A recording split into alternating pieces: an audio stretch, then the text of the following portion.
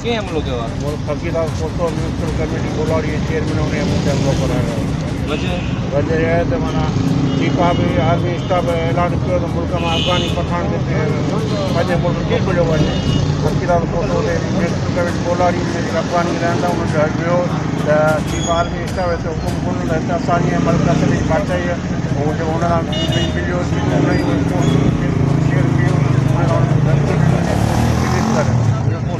कोन कंदे त उन सां हुन मुझे हमलो करायो।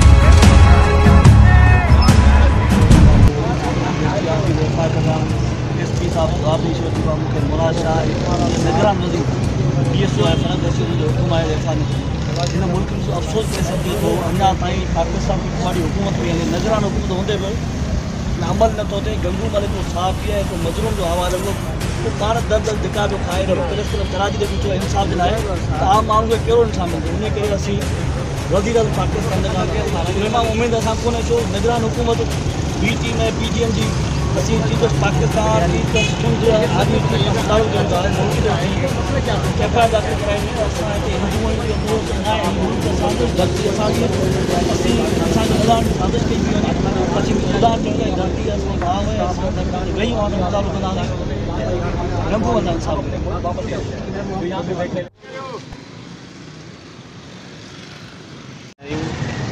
जो कारण इहो त जीअं सहाफ़ी गंगूमल कोस्तान में हिकिड़ो वॾो ज़ुल्म ऐं जबर ऐं ॾाढ हले थो। हर जेको बि हक़ जो आवाज़ु उथारियो वञे थो उन माण्हूअ खे दॿाए उनजी माली नुक़सानु करणु जानी नुक़सानु करणु ऐं हुननि जो हिकिड़ो सम्झ त हिकिड़ो हुननि जो फ़लसफ़ो अहिड़ो थी वियो त असां कंहिंखे बि हक़ जो आवाज़ु उथारणु कोन ॾींदासीं। गंगूमल जॾहिं हक़ जो आवाज़ु उथारियो त हिनखे 20 खां 25 साल थी विया आहिनि। कोस्तान मुज़लुमनि जो हिकिड़ो आवाज़ु आहे हिनखे दॿाइण लाइ हर तरीक़े सां हिननि हरबा इस्तेमालु कया। कॾहिं FIR कॾहिं हिननि खे ॻोठ खां दर बदर कॾहिं बिरादरी जा माना हिननि जा समाजी तालुकात ख़तमु करणु आख़िर हिननि जो हमिलो करायो वियो त पुलिस हिननि खे साफ़ असां वियासीं SP लफ़्ज़ उहे चया त मूंखे मथां खां अहिड़ा डायरेक्शन आउं कुर्सी छॾे सघां थो लेकिन FIR कोन कंदो। हिन वक़्तु असां कराची प्रेस क्लब जा आहियूं असां इंसाफ़ थियो वञे। Chief of army chief justice supreme court आला इख्तियार जेके बि आहिनि पाण खां नोटिस वठनि हिननि ज़ालमनि जे ख़िलाफ़ु हिननि जे ख़िलाफ़ु FIR दर्ज करे गंगूमल सां इंसाफ़ कयो वञे ऐं जवाबदारनि खे कटारे में आंदो वञे। उन खां पोइ मुख़्तलिफ़ जॻहियुनि ते जेका असांजी लक्ष्मी माता पूजा जेका ईद बि असां हैदराबाद प्रेस क्लब ते मल्हाई आहे उन खां पोइ अञा ताईं FIR दाख़िल नथी थिए ऐं उन खां पोइ हिन जो मेडिकल सर्टिफिकेट आहे फ्रैक्चर आहे।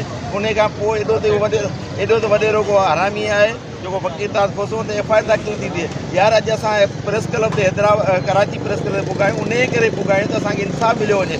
असांजूं दीवालियूं लक्ष्मी माता पूजा रोडनि रस्तनि ते पिया करियूं पर हिते महफ़ूज़ न आहियूं। असां आर्मी चीफ खे था अपील कयूं हिन मामले जो पाण मुराद नोटिस अचे या त असांखे तड़े कढी छॾनि हिन मुल्क मां वञी वञूं ॿिए कंहिं मुल्क में। हिते त इंसाफ़ मिलण ई ॾुखियो थी वियो आहे। रोड रस्तनि ते माना एतिजाज आए ॾींहुं एतिजाज करे ईदूं जेके असांजूं ख़ुशियूं रोडनि रस्तनि ते ऐं उन खां पोइ प्रेस क्लबनि ते असां एतिजाज पिया करियूं को बि इंसाफ़ नथो मिले। असां chief justice Pakistan IG Sindh खे अपील था करियूं त पाण मुराद नोटिस वठे गंगूमल सां इंसाफ़ कयो वञे उन ते FIR दाख़िल कई वञे फकीरदास कोसो जेके ॿिया हिन सां गॾु मलूस माण्हू आहिनि।